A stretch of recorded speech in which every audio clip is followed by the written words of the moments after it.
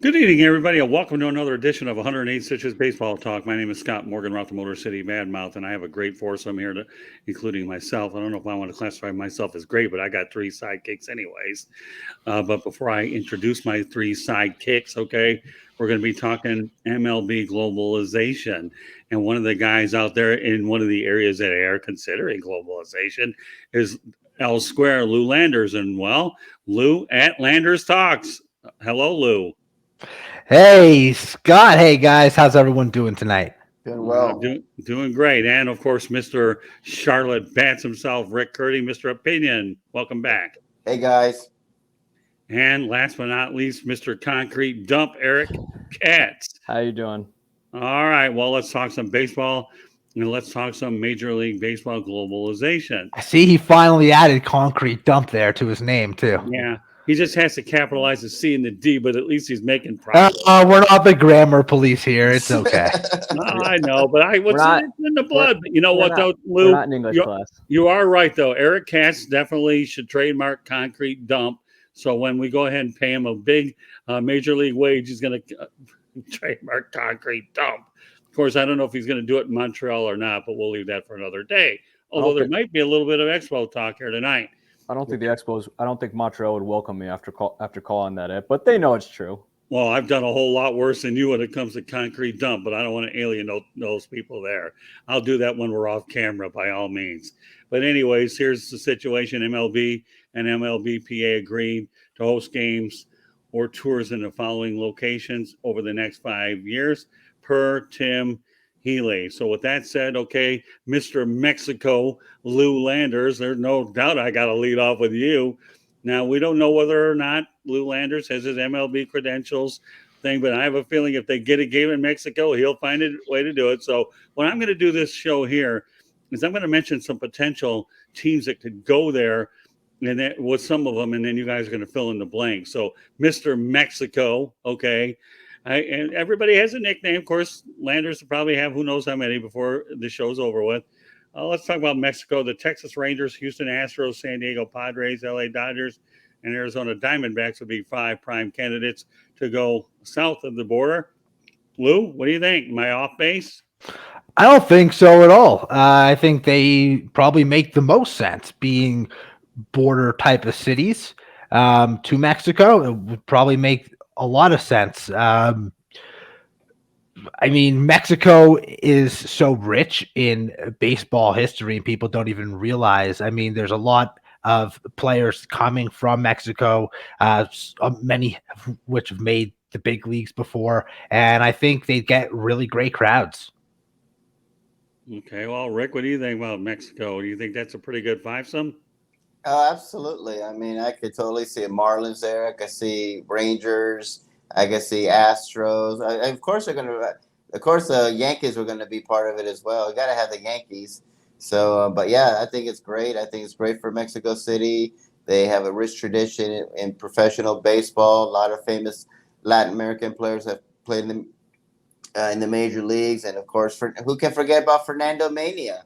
So, I mean, it's a great place they picked. I'm glad they picked it. My dad's from there. I have family in Mexico. So, and it's a rich baseball history. So it's to me, it's a no-brainer. All right, Mr. Concrete Dump, what are your observations about Mexico? I love it. It's, very passionate baseball. They have their own baseball league there that, sometimes some over-the-hill Major League Baseball players will go there and play just to see if they can extend their career for just a little bit longer. I think that it's, they're very passionate baseball fans. A lot of Major League Baseball players have come from Mexico, Ella Fernando Mania. And, yeah, just a great location. I mean, you couldn't go wrong with that one. So, Lou, do they play winter ball in Mexico? That's a great question, Scott. I really only focus on the Dominican winter ball leagues for the most part. I'm sure there's some sort of leagues out here, though. Okay, and since you're in Mexico City, where would they play their games at, Lou? Well, the Mexico City Diablos, I believe, have a pretty nice stadium. I just don't know how much it actually seats, and I would imagine they'd want something that seats north of 50,000. It'd be, a big series. Maybe they convert one of the soccer stadiums, which would seat a lot more. Okay. Just curious since you're in that area. It- All right, so we'll go from Mexico to Asia. Asia could be what I guess they're probably talking anywhere out there, so I'll just leave it open ended. I think the LA Angels, the LA Dodgers, Seattle Mariners, New York Yankees would be three possibilities, but you guys are free to elaborate on it. All right, we're going to go to you, Eric Katz. I love Asia. We've seen countless times, Asian ball players coming over, such as, Ichiro going on to fame and fortune there and playing baseball for a while, Hideki Matsui with the Yankees, and numerous other people, including Dice K with the Red Sox. I think Asia's great. We get ball players coming over there. We got another one now with the Chicago Cubs, who I think the Cubs are going to build around him, and I think that it's overall. I mean, you can't go wrong with Asia. Just they like especially in Japan and things like that. Japan's got a very passionate baseball fan base. Rick? Oh, I loved it. I thought it was a very interesting pick. It's very exotic. We've seen so many Japanese baseball players come here to the major leagues. Of course, the Angels, to me, I think are definitely going to be there with Otani.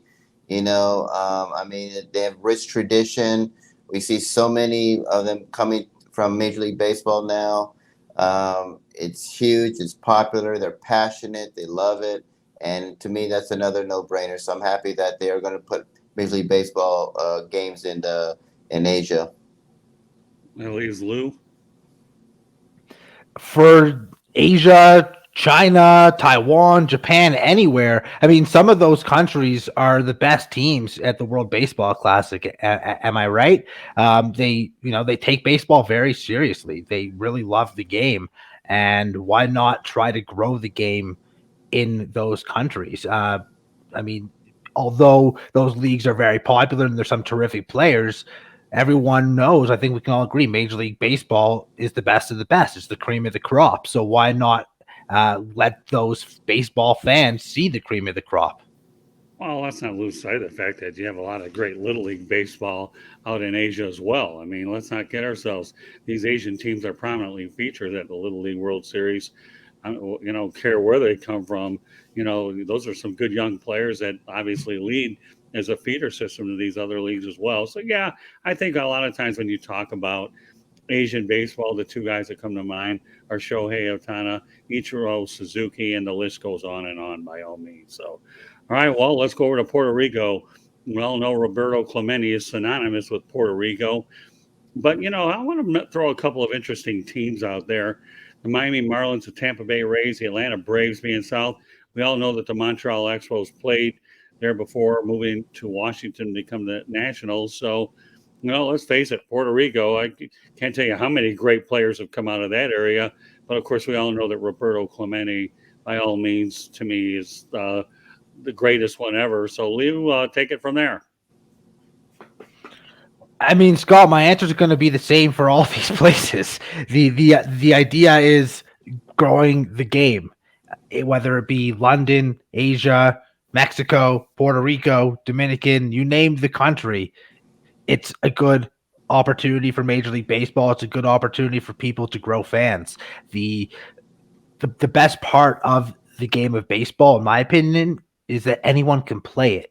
Not at the highest levels. It's very, very difficult. But anyone, they could pick up a rock and a stick and play baseball. I mean, it's one of the oldest games, and for a reason. So the fact that they want to grow the game, the fact that they want to go overseas, I think it's a great idea. Should they feature some of the more popular teams earlier on? I think so, because people might not follow Major League Baseball so much, but most people know who the Yankees are, or the Dodgers are, or the Red Sox are, Cubs Cardinals rivalry, whatever it might be. I think highlighting some of those major series and major rivalries would be a good idea initially, but at some point, I think it would be great to have as many teams as possible.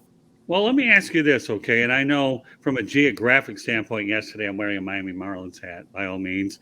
This is a team I cover on a regular basis. But from a geographical standpoint, Lou, the Miami Marlins, to me, would be an easy trip for them, obviously, to go to Puerto Rico. And of course, we know that their Latin and international influence is pretty well marketed throughout Southern Florida. Do you think that they're the type of team that would be going there probably a lot more often? I know you mentioned some other teams as well, but let's not kid yourself. Like for example, the Jacksonville Jaguars go to London a lot, so they become synonymous with London, and yet you bring in other ones. But you see where the comparison is, Lou? I do, and it's interesting to see how they would do that. Would you have the Marlins and the Rays because they're both geographically close because it's Florida? Would you have the Marlins versus one of those bigger market teams to draw the attention, but the Marlins, it's easier? I mean, there's so many ways they can go with it. The only concern I would really have, and I think we've seen it before when they've done the London series, when they've done games in Japan, I think it really does take a toll on the players because of the time change, because it breaks their routine. And I don't know if the players are going to be for it as much. And I think they need to be taken into consideration. Rick, what are your thoughts about Puerto Rico? I think it's great. I think like Mexico, it's rich in tradition. You talked about Roberto Clemente. So, I mean, that'd be great to see like the Pirates there and do like an honor game in tribute of Roberto Clemente. But yeah, you need to have the bigger names out there like the Cubs, the Dodgers, of course the Yankees. The Yankees are always going to be involved. It's rich in tradition. They love their baseball there. We've seen so many great Puerto Rican players play in Major League Baseball. It's just, Berto Clemente. I grew up watching Ruben Sierra. He was one of my favorites growing up. So another, no pun intended, home run for Major League Baseball in this one. So you have to have it in Puerto Rico, especially with the World Baseball Classic as well. Eric? I'd say, Puerto Rico's fantastic. You got a lot of great ball players have come from there. Guys like Javier Baez, you mentioned Roberto Clemente, Orlando Cepeda. It's a great spot. They play winter ball there. I think what baseball is doing is they're going to go to like different areas where the game is happening. But right now, baseball's is right now trying to recapture another generation of fans, something that they haven't had in a while. Not like other sports like football and basketball. All right, we have a little bit of activity in the chat room. Fernando Vargas has some interesting comments. I'll let you guys react to those. First of all, he says, let's go Mets. So it's safe to say we know who he's rooting for. He talks about Japan, Korea, and China. Okay, so obviously that's what we've talked about as well. And yes, like you just reiterated, the World Baseball Classic was a great intro into the possible fan experience. And of course, he talks about Boston and both New York teams, large Puerto Rican fan base as well. So that's a lot to bite on, Lou. So let's talk about, if anything else, the large Puerto Rican fan base in both Boston and the New York teams. I mean, I admittedly don't know much about it. I would imagine that they root for their Latin American ball players on both teams, but I would think they root for the Latin American ball players across all 30 Major League Baseball teams. Okay, well, Eric, some thoughts about what Fernando had to say? I mean, as far as fans go, I don't know. I don't, I'll take his word on it. I don't live there. But as far as Japan, Korea, China, that, and also just having those fan experiences would be great, because I feel like baseball lacks them. Like as much as we like to make fun of football's Pro Bowl, they have fan experiences there. And I'd probably say the NFL is probably doing the best job at really growing their sport with a new generation of fans, something that baseball has failed to do ever since Manfred came in. Rick, do you want to react to Fernando's comments? Yeah, I mean, I totally agree with what he says. I'm sure there's passionate fans of Latin American players all over the world and all over the country. So I'm not surprised Boston and New York are two huge markets out there. So, and everything he says, I agree with. All right, now I want to talk about Dominican Republic. I know that they're starting to build academies in the Dominican Republic, and I know a lot of teams are investing there. Not only with the academies, but you have a lot of great players from the Dominican Republic. I believe Sammy Sosa was from there, was he, Lou? He was. Yes. Right, as he well. Was. And I know Albert Pujols. Right, Albert Pool. So the Dominican Republic is really, really huge. I'm not even going to mention what teams are there because we know, like Lou's alluded to, the MLB is certainly going to try to do everything in their power to put the best possible teams there. But if for no other reason, remember the one thing we can't lose sight of is that there is an international draft of these players too, and obviously they're working on the Scott, I just want to name a few more just phenomenal players from the Dominican Republic: David Ortiz, Vladimir Guerrero, Pedro Martinez, Juan Marichal, Adrian Beltre, Manny Ramirez. Current players: Nelson Cruz, Rafael Devers. Juan Soto, one of the best players in the world right now. Jose Ramirez. The list just goes on and on and on. They have some of the greatest talent around. That's especially offensive talent. That's a heck of a list. Thanks for bringing it in here, Lou. All right. No, I'm glad that you were able to go out there and bring it up. Thank you very much. Okay. So with that said, do you have a Hall of Fame there with all that talent you just talked about, Lou?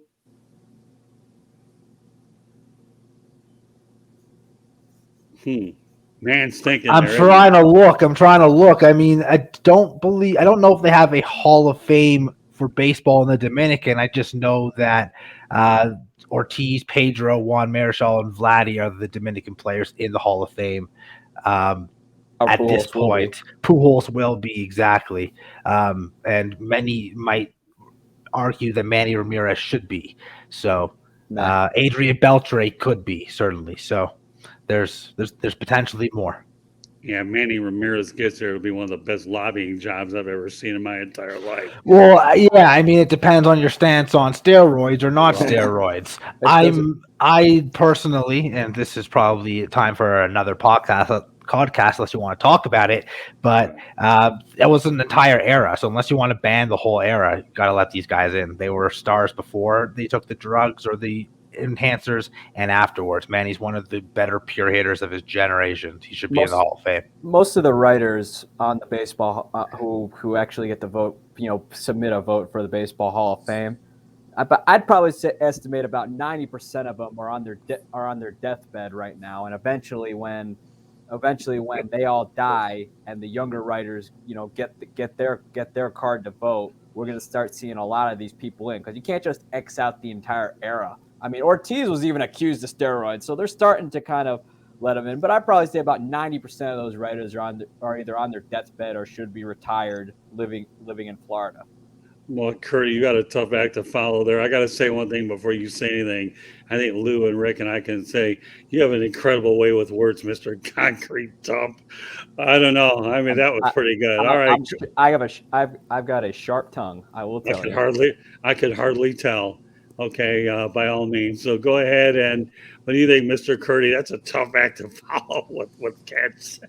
Well, as I've always reiterated before, and I'll say it again, we should never have any steroid users. We should not have cheaters in our league. Mark McGwire couldn't even walk. He had a broken, messed up back. He had a 201 batting average. He takes steroids, goes to St. Louis, and voila, 70 home runs. Barry Bonds would not be the home run king without steroids. Manny Ramirez was so much on steroids. I mean, he was taking stuff that only they thought he was pregnant because he was taking some stuff to mask the steroids. So I would never, ever get up. And David Ortiz was on this list. He should not be in the Hall of Fame, in my opinion. So you want to put him in there, you need to put a big old asterisk on him and say these are the people that cheated and call it the Hall of Shame area and move on. So, Rick, I agree with you that if Ortiz took steroids and you don't want to let steroid guys in, he shouldn't be in. I agree with you. But if they are going to let him in, and they did, then it should be an open door. It's not a two-way street. It's not pick and choose. One guy gets in, they should all get in. That's the problem. I totally disagree with him. I was very upset that they had Ortiz. I was flabbergasted. I'm like, he was on the list with Alex Rodriguez. So how is he getting in and no one else in? So I thought it was very wrong, very hypocritical. I mean, how is Clemens not in and Ortiz is? Yeah, I agree. They screwed up. Either you're all for or all against, but you can't pick and choose. I think agree. It's because he's Mr. Popular. They love him, and that's not right. You know, he's a steroid user like the rest of them, and he should not be in the Hall of Fame. And I have a massive problem with David Ortiz being in the Hall of Fame. Rick, unfortunately, though, your cause right there, the dam has literally been busted open, and we're going to start seeing more of these unless we want to go through decades without a baseball Hall of Famer, which will look really bad on baseball's part. You know, you literally have to just start letting these guys in and seeing past that, because at the end of the day, you know, I'll say this though, I don't encourage steroid use, but that home run derby of 98 with the McGuire and Sosa summer of 98 ultimately did save baseball. So, and that's why the owners turned a blind eye until it didn't benefit them It anymore. made them money. Well, you know, it's interesting how you guys say that, because now George Eichhorn talks about Commissioner Selig getting in. So obviously, he should be in either. Yeah, well, but he didn't do nothing. Okay, Selig. Yes, he let it get out of control, and yes, I thought they should have delayed. I thought they should have started to. They should have delayed his induction along with everyone else's, because at the end of the day, the buck did stop with him, because he was commissioner during that era, and you know he kind of let it get out of control. But you know, since they're letting Selig in, who ultimately, you know, I don't know what he knew, but at the end of the day, though, you can bet he knew a lot more. He knew everything. You can bet he knew a lot more than anyone thinks he knew. It was about money at the time, because the strike of 94. Let me finish. Go for it. The strike of 94 is you know, obviously the game was hurt. No one in 95. You know, 95 attendance was just, you know, brutal. But you know, you let all that happen with guys like McGuire and Sosa, and then the fans started watching again. That's why he let it go. And then he realizes about 03, 04, oh no, now baseball has a drug problem, which prior to that, they already had drug problems, especially with repeated instances on the use of cocaine. Well, you know, it's interesting. You guys are right. Selig did look the other way, because when baseball was in trouble and they were trying to regain after that debacle that took place, canceling the 94 World Series, that was bad. Now, Fernando Vargas was on a roll today, so we'll roll with him a little bit. He said a few years ago, maybe 5, there was a Dominican player on 28 teams. So that kind of goes with the theme of what we're talking about there as well. But no, you know what? I love when we have spirited discussion amongst you guys.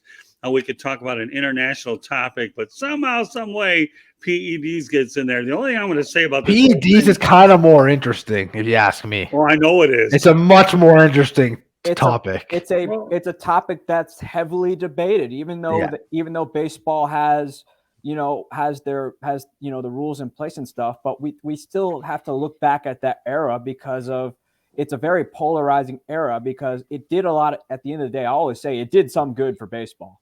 It definitely did. It would continue if Congress didn't step in. If Congress didn't step in, and with that fiasco where Sammy Sosa forgot how to speak English. Who can forget Rafael Palmeiro's of wagging his finger of never taking steroids? I mean, that was such a sham, and Mark McGuire was pathetic on there. Clemens misremembered. It was a whole thing. He didn't, and also McGuire saying, "I'm not here to discuss the past." That whole. So we know what that means. Congress, you essentially lied to Congress, is what you did. Yeah. So what I was going to say, and Eric, sorry, didn't want to interrupt you. You were on a great roll. The biggest thing for me is, and you may not agree, you might agree, is that I don't even mind that Selig knew and did nothing, because the game was actually thriving with it. What bothers me is that he pleaded complete ignorance to it and then completely did a 180 and went against it. Yeah. Once you let something in and you're behind it and you're with it, you better sure as hell stick with it, because that's when he started to have egg all over his face, when he went back on it. It's one thing to let it happen, and I don't even have the issue with that. It's how he responded once he did the 180 and turned back. It's like saying one thing, and then when it benefits you, being like, "Oh, no, you're right. It's terrible. It's wrong." Like, get out of here, man. Yeah. My problem Get the F out of here. My problem was baseball at that point, even with steroids, baseball is moving along quite nicely. And, and then all of a sudden, I don't know, Bud Selig must have found religion somewhere along the line and decided, oh, this is bad for the game. This is immoral. Well, I guess you were paying attention to, in the cycling world, the Lance Armstrong fiasco that happened with the Tour de Dope. The government stepped in and told him, if you don't fix it, we'll fix it. And that's when he did a whole 180. And now he's like, I put the tough, and it's like, be quiet. And when he got inducted to the Hall of Fame, I'm like, why is he in the Hall of Fame? And I'll say it again, you want someone in the Hall of Fame that didn't have nothing to do with it?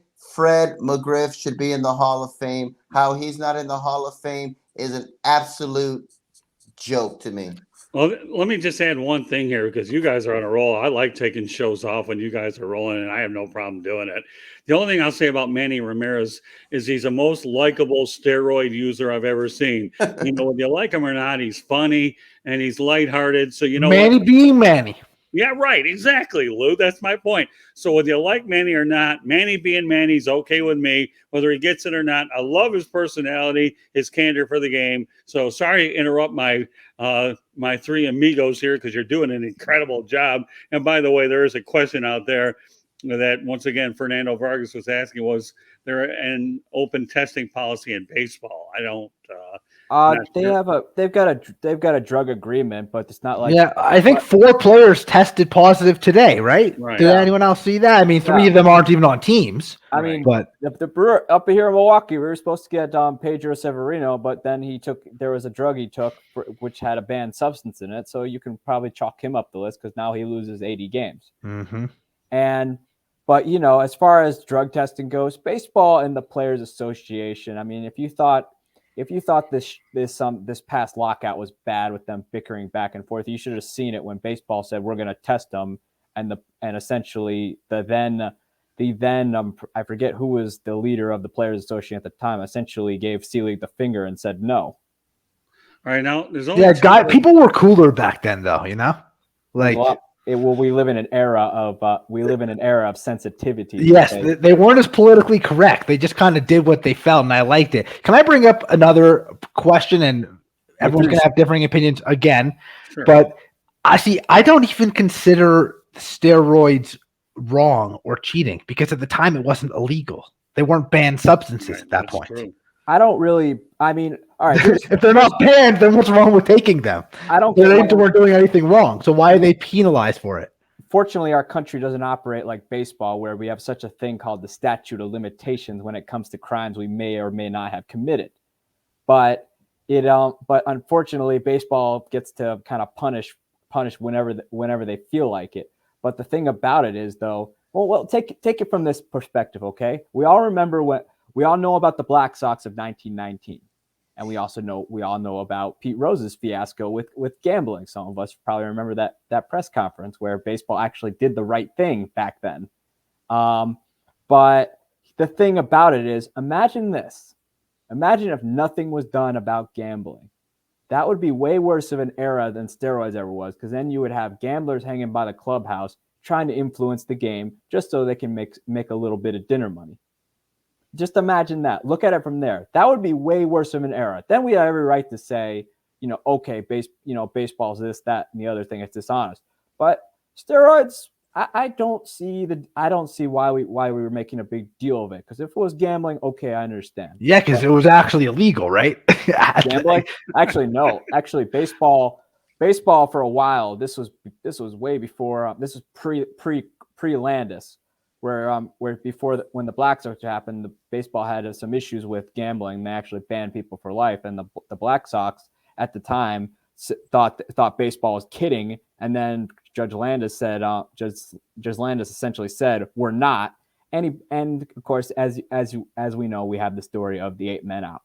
All right, there are a couple of things I want to incorporate, and then what I want to do at the end of the show here is I'm going to let Lou take over for a moment, okay? Okay. But and he'll know what I'm talking about. Great minds think alike, folks. Okay, we know that Fernando Vargas keeps asking that MLB did not have a strong testing policy. Whose fault is that? I'll leave that to Lou to take over later on, not now. I do want to address two other markets, though, and then Lou, you can go from there, all right? Now, we'll talk about the London series that took place on June 29th and 30th back in 2019, where you had the Red Sox taking on the Yankees. The Bronx Bombers won both games 17-13, 12-8. And the Cardinals and the Cubs were in 2020. They were actually canceled due to COVID-19. That was in June 13th to the 14th at London Stadium. The attendance in both of those games was 59,659. And again, the time of the games were unbelievable too. Game one was 4 hours and 42 seconds, 4 hours and 42 minutes. And the second one was 4:24. The Yankees were the away team.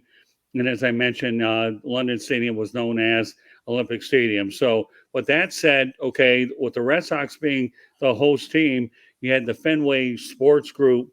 They were co-owned by the Premier League club, Liverpool Football Club. So when we talk about pace of play, Rob Manfred obviously must have been cringing at those numbers back then. But I will say this about MLB. They did not mind sending, Lou, their best teams overseas, but the NFL is hesitant to do so. So let's talk about the actual Well, London. the NFL did send the Chiefs to Mexico City, if I'm not mistaken. They did. I don't know if I don't think they'd won the Super Bowl yet, though. No, They were very good, but they hadn't won the Super Bowl. They made it to the AFC Championship that year, and that was the highest score that year. That was the last of That was the last of the New England Patriots dynasty, where the Chiefs actually blew a lead in that game, and Tom Brady won his last ring with New England. But yeah, let's talk about the London series for a moment, if you guys don't mind. Absolutely. And that being this, you had high-scoring games, 17-13. Of course, you wouldn't know if that was a football score, and 12-8. Okay, is an interesting game where maybe if you're lucky, you got 4 field goals, and of course, you have a touchdown and a safety. So, with that said, they were long games for sure. So you definitely got your money's worth, Lou. So let's talk about the London series. Do you think London would be a great market, and would you like to see more baseball out there? And what teams would you like to see out there? I think it was successful in the sense that people in London enjoyed it. People wanted to see it. But I'll say what I said earlier about the time change and the breaking of the routine. I don't think it was beneficial to any of those players whatsoever, or their fans for that matter either. I mean, there's a lot of people who had to watch those games at irregular times, if I'm not mistaken, and those are the people that really support those teams. So as much as I understand wanting to promote the sport in another place, maybe do it in spring training, maybe have like an all-star game after the season. But I'm not sure that the regular season game should be counted when you're doing something so different than what everyone else is having to do. I actually think it's kind of unfair to teams and players to have to go. Rick, some thoughts about the London series? Oh, I love it. I watched when the Yankees and Red Sox were playing. They were really into it. They converted that. I think it was like a soccer stadium made into a baseball stadium. They really loved it. You know, how we have the running of the presidents around. They had like the Freddie Mercury running around and an Elton John. So they were really into it. The attendance was great. The enthusiasm was great. I love seeing, and they have huge fans in baseball. People, when we think of London, we think of soccer, which they call football, or cricket. You know, and yeah, those are their main sports. But they do have a professional baseball league there. And they are very, very passionate fans of baseball. So I love it in London. And two, there's no language barrier. We both speak the same language, that they have an accent, and I guess we don't. So, but having it in London to me is great, and hope to see more. And but I do agree with Lou. I think the time difference is going to take a toll, and I can see some players being resistant to it. Yeah, do it when it doesn't matter. Yeah, they could do it in the off season or something. Concrete dump. What are your thoughts about the London? Will the London Bridge keep going when it comes to baseball? I think so. I mean, we saw how much of a success it was. We saw, Manfred has shown time and time again that the fool doesn't care about the fans, and he just wants to make money. And London clearly made money, and it was an offensive slugfest, which a lot of people want these days.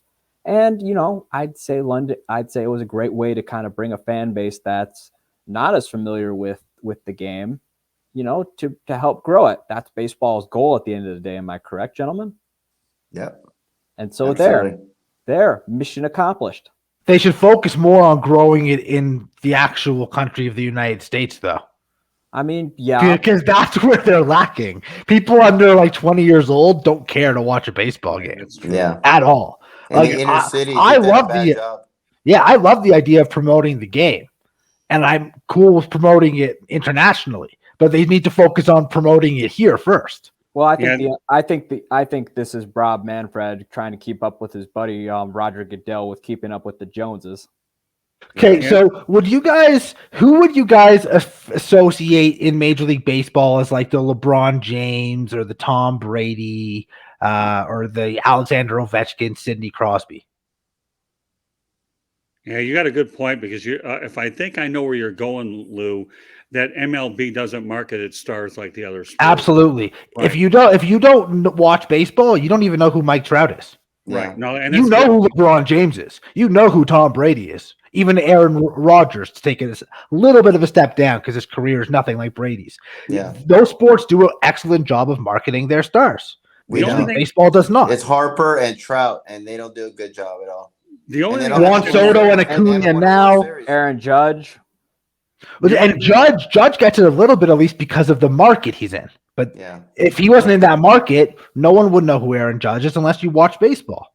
The only thing I'm going to say about London, okay, and then we'll go to Paris, and then Lou, you're going to take over for the rest of the show until I still don't know what I'm taking over for, Well, but I that's guess I'll okay. find out. Don't worry, TBD. Okay, that's what I'm saying. But the only thing I'll say about the London situation is that's probably why the NFL will not expand into London because of the time change as well, even though it would make sense. Okay, let's talk about Paris. You're going to give me the same answer, Lou, that Paris sounds all well and good, blah, blah, blah. Do they even know what baseball is in France? Right, there you go. Okay, that's good enough, right? Do they? They know croissants. I don't know much about France either. Look, I apologize if this is going to offend anybody, but I'm from Toronto originally.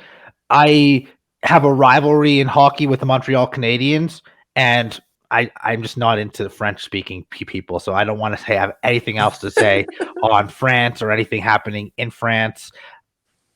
I don't like French sports fans because they like the Montreal Canadiens and they hate the Maple Leafs. I'll leave it at that. Oh, look at this guy now. Ooh, a rivalry already. I love it. Yeah, all right, Rick. Since you wanted to talk about international, we'll let you go ahead and talk about Paris, and then Lou and I are going to tie steroids to international baseball, and that's where he's going to take over. But go ahead. I want to get your opinion on Paris. Well, this was the most interesting name on the list. I thought of other countries, and I never thought of France. But hey, you got the Eiffel Tower in the back. I'm sure there's a professional baseball league there. Somewhere in France, and I'm sure they have passionate fans in France as well. So I thought it was a very interesting choice, but it would be a great setting. It's a beautiful country. You got a great backdrop. European. I mean, why not? Let's see what happens. If it doesn't work out, put it somewhere else. But you got to test it out. And France, to me, was a very interesting idea, and I'm kind of excited to see a game in France. All right, Concrete Dump. I mean, do they know what a bat looks like? They actually have French Division I baseball championship. Mm-hmm. I don't know how many teams. I see 4 teams, but I'm sure there's more than that. So they do have a baseball league. I just don't know how competitive it is. I mean, I'm going to go out on a limb and say AA teams here can go there and whip them, but maybe I'm wrong. I mean, I'm kind of in. We'll see how it goes. We'll see how it goes, but I'm not going to count on it, especially when it comes to the French. They're not there when you need them. Well, all right. Let me put a bow on this one here, and then I know where I'm going to go with Lou. Okay. First of all, Mexico's a natural. Asia's a natural. Puerto Rico is proven. We all know about the Dominican Republic. London, well, we're not sure, but you know what? As they say back in the old country, you might as well go out there and bust, as Scott would say, let's bust out the whooping stick. Paris, well, hello. The only thing I know about Paris is they make a good croissant. We'll leave it at that. So, They like their cigarettes too. yeah, that too. So, all right, where you're going to take over here? Will they allow smoking at the stadium? And they eat snails. So that's a big question. It may be maybe it'll be a big thing if you can smoke cigarettes while you go to the game. Right. Adapt to the culture. So here's where we're going to go, Lou. Okay, and wine now there. I want to be very serious about this. Okay, and that you talk about the fact that when we talk about international baseball, now you can talk about a lot of markets that are not healthy promoting overseas. That's where I was going with this here, Lou, that when we brought the topic up, there are a lot of markets that are obviously not doing very well. I think 7, 8 teams can't even draw a million, right? From what I've heard. So go from there. I mean, one of the biggest things, and it's a little off topic, something came out, I think, last week or 2 weeks ago. There's 4 or 5 major league players who this year are making more money on their own than 4 whole MLB teams combined. That's absurdity. Yeah. And I don't know if that's because of the market. I don't know if that's because the owners don't care to improve their team, but that should not be happening. I understand having a cap, but if you're going to have a cap, you should also have like a base. Like if you want to own a professional team, you should have to spend at least like 85, 90 million on your players. You have the money to do it. There shouldn't be teams spending 250 and teams spending 40. I'm not saying it's right for teams to be able to spend 250, but it's even worse for teams to be spending 35, 40, 45 million. It kills competitive balance. Well, Lou, I'm actually surprised when the collective bargaining agreement was reached that they didn't have a floor ceiling. You know what I mean? In terms that they had a minimum requirement that they had to spend. I was looking throughout that during the whole negotiation, Lou, that they had to be spend at least 60 to 70 million itself. And I never saw that, Rick Curti, that MLB did not do that. And Lou, you are so on target with that. And that's why I wanted to talk about growing the game internationally, because you got to make sure that you're taking care of at home before you start experimenting overseas. And I know that right now, what Rob Manfred wants to be a Roger Goodell wannabe. Is that where all of this is going anyways, Rick? So, Yeah. Rick, I'm going to ask you 2 questions. One, Sure. okay, the floor ceiling that Lou mentioned, and then 2, obviously, are we not taking care of our own local markets before we put the cart before the horse and we go overseas? Yeah, when I was growing up, baseball was number 1. Now it's probably 3 or 4, way behind the NFL and the NBA. And we just don't do a good job marketing Trout and Harper. We stopped promoting baseball in inner cities. It's been dying for a long time. And I saw one where I think Max Scherzer was making more money on his own than like 7 teams, which is ridiculous. And that's why I keep saying that Major League Baseball needs a salary cap, because there's just no way Kansas City is going to compete with the Yankees. There's no way Pittsburgh is going to compete with the Dodgers. There's no way. It's not going to happen. The A's. But Rick, those teams don't have to spend 250 million to compete with the Dodgers. They have to even spend 100 million or 115 million, and they would be that much more competitive. And they all have it because they all have big TV deals. That's where all the money comes from, is the TV deals. Some owners decide to use it and some owners don't. I understand that there's bigger markets and they make more on top of that, but that's not stopping those teams from actually investing the money they make into making their teams better.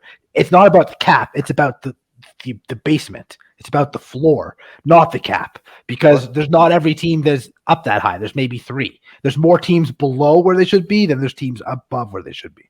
Well, I blame the ownership too, because look at the Marlins. They just don't want to spend money. That's the problem. And these Manfred needs to tell these owners, you need to start spending some money, maker, because it's just not even. It's not even right now.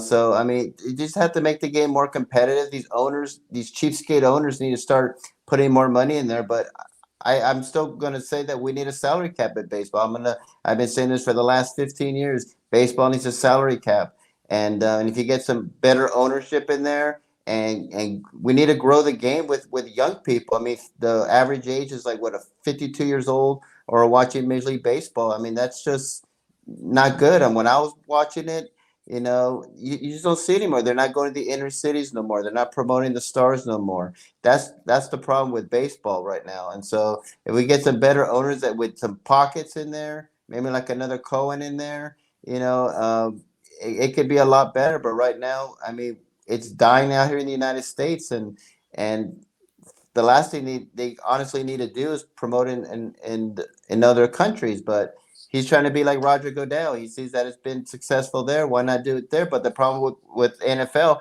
it's so wildly popular right now. You could put a Jaguars in London.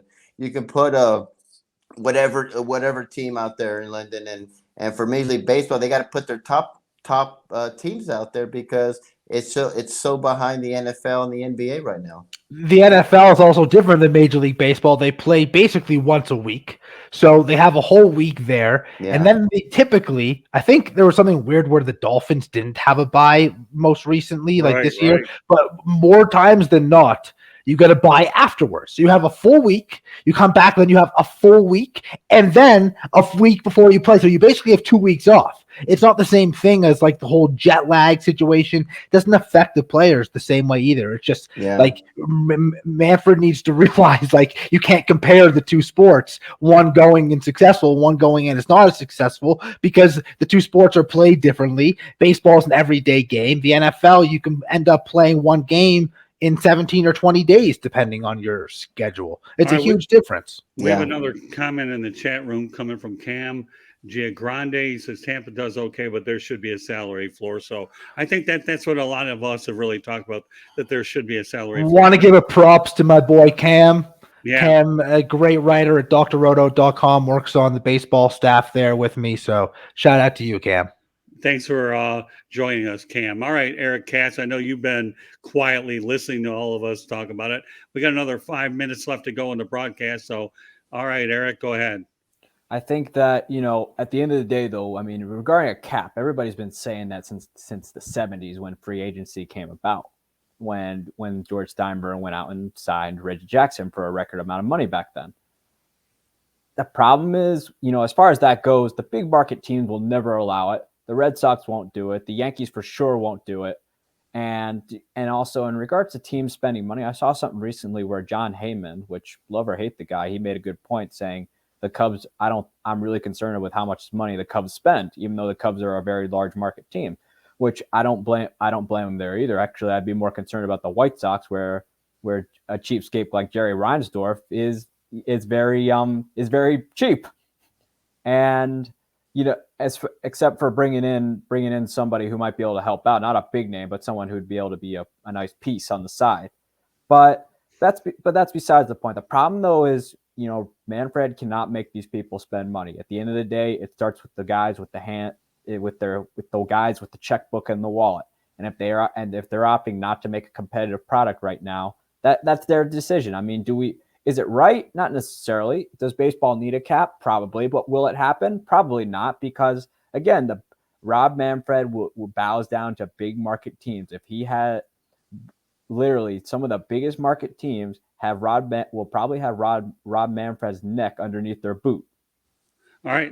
Or at least when teams go over the cap, they have to pay a luxury tax, which then in terms helps out the cheaper teams. The cheaper teams not spending money ruins it for everybody. I think, well, here's the thing about the luxury tax. So a team like the Dodgers doesn't believe in luxury taxes. They can eat with their TV deal. They can easily eat that. Oh yeah, they don't care, but at least them going over is helping the little guy. The little guy's not spending doesn't help anybody. Good points. Really good points.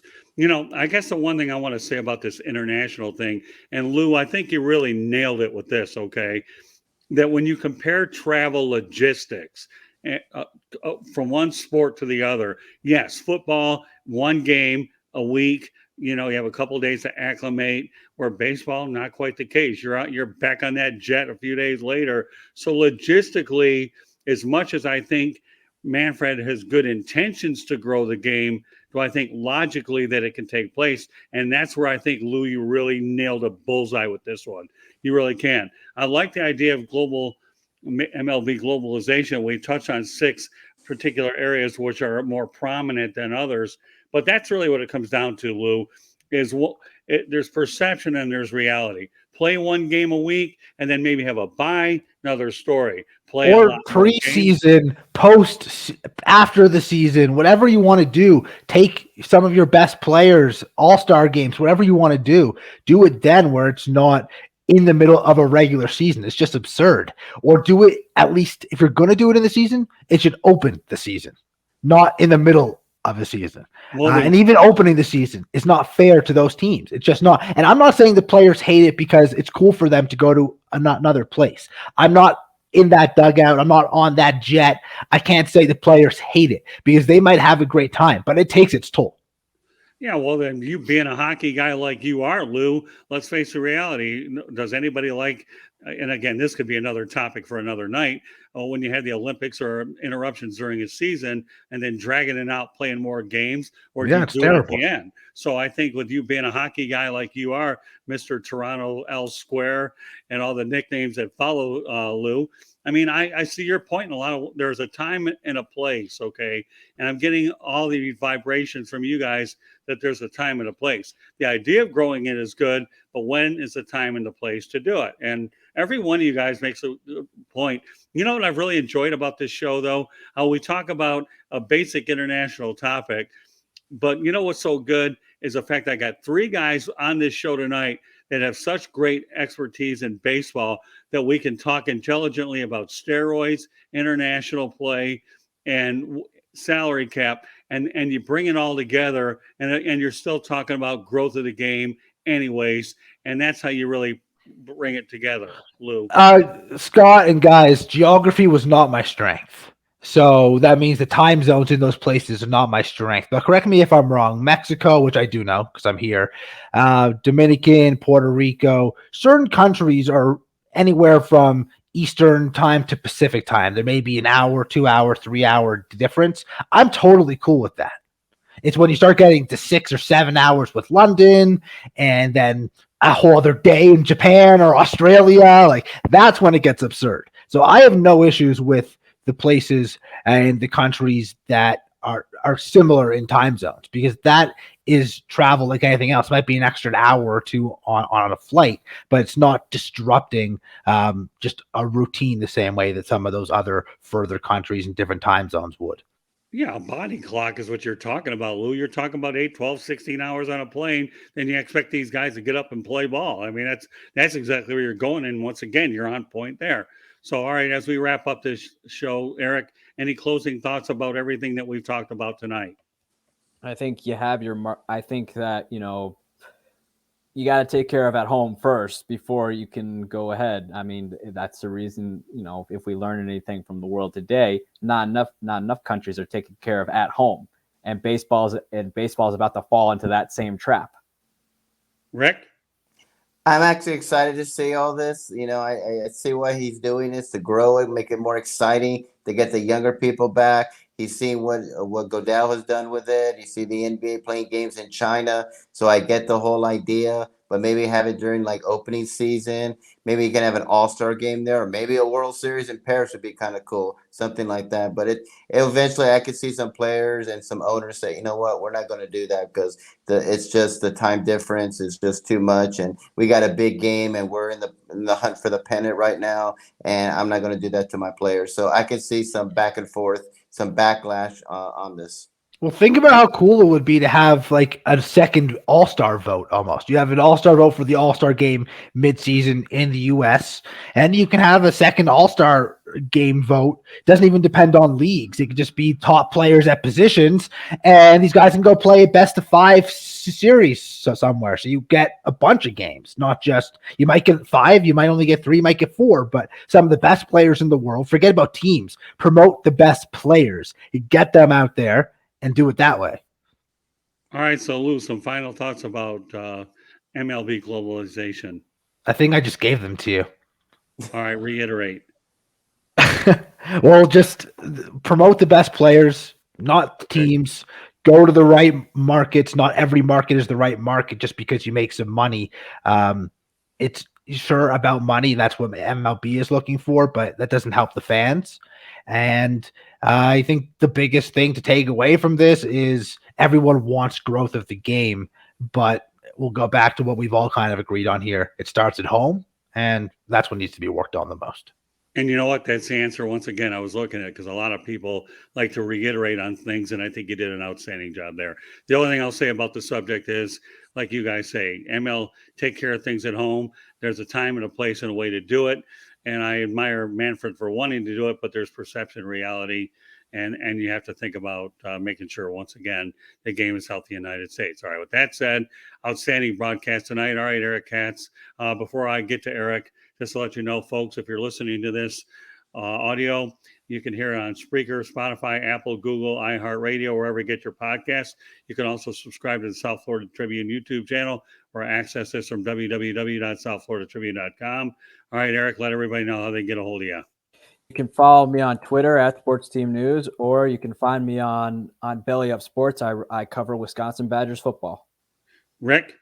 You can find me on my website at www.charlottebats.com. I'm also on Facebook at Charlotte MLB. I'm also on there at Charlotte Bats Baseball. I'm on Instagram at Charlotte Bats.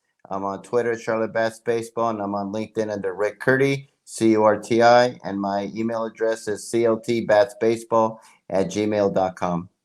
See, they should be worrying about promoting baseball in Charlotte and getting a team there, not internationally. Charlotte and Nashville need expansion teams. What a segue. What a segue. Go ahead. So you can find me at Landers Talks on Twitter. I am on Sirius XM Fantasy Sports every Sunday at 9:30 a.m. talking baseball and fantasy baseball. Sports Byline USA Armed Forces Network, head of baseball content at drroto.com. Come check that out for all your baseball talk and fantasy baseball talk as well. And again, Twitter at Landers Talks. Hit me up. We'll chat. All good stuff. Well, I can tell you, we pun intended, we covered a lot of bases today from international baseball, and we even talked a little bit about steroids and salary cap. So, is that pun intended? Yeah, don't even care. It is what it is. But once again, as I mentioned moments ago, you can find us on Spreaker, Spotify, Apple, Google, iHeartRadio, wherever you get your podcast. Subscribe to the South Florida Tribune YouTube channel at no charge. Get all the notifications. www.southfloridatribune.com. You can also email us at southfloridatribune@gmail.com and follow us on Twitter at Tribune South. So once again, guys, appreciate the effort tonight. And I think I'm really pleased with everything we got done. I hope you feel very good about the fact that we're trying to talk about growing the game. And here we are, opening week, and play ball, guys. So once again, on behalf of Eric Katz, Concrete Dump, Rick Curti, Mr. Opinion, Lou Landers at Landers Talks, and L Square, my name is Scott Morgan, Route the Motor City Madmouth. Thank you for joining us on this edition of 108 Stitches Baseball Talk, and we'll catch you the next time. Good night, everybody. God bless and be safe. Catch you next time. Bye-bye. Good night. Good night. Thanks for everybody for participating in the chat as well. Thank you.